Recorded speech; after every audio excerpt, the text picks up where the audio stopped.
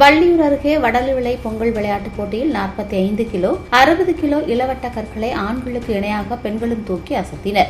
நெல்லை மாவட்டம் வள்ளியூர் அருகே வடலிவிளையில் பொங்கல் பண்டிகையொட்டி ஆண்டுதோறும் விளையாட்டுப் போட்டிகள் நடத்தப்படுகிறது. இந்த ஆண்டும் பொங்கல் விளையாட்டுப் போட்டிகள் கோலாகலமாக நடத்தப்பட்டன.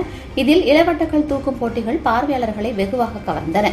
45 கிலோ 60 கிலோ 95 கிலோ 129 கிலோ எடை கொண்ட இளவட்ட கற்களை தூக்கும் போட்டிகள் நடைபெற்றன. இதில் மாணவர்கள் முதல் பெரியவர்கள் வரையிலும் ஆர்வமுடன் கலந்து கொண்டு திறமைகளை வெளிப்படுத்தினர். உருளை தலைக்கு மேலே தூக்கி ஒற்றை கையால் நீண்ட நேரம் நிறுத்தி வைத்தவர்களும் வெற்றி பெற்றவர்களாக அறிவிக்கப்பட்டனர். 45 கிலோ 60 கிலோ இளவட்ட கற்களை ஆண்களுக்கு இணையாக பெண்களும் தூக்கி அசத்தினர். இளவட்ட கற்களை தூக்கி தோளில் வைத்து தலையை சுற்றி அதிக முறை கொண்டு வந்தவர்கள் வெற்றி பெற்றவர்களாக அறிவிக்கப்பட்டனர்.